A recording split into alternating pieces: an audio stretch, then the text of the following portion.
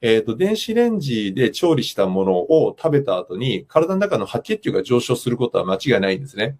で、それはもうデータとしてあるんで、白血球が上昇するってことは、体にとっては異物が入ってきたっていうのを感じてるわけです。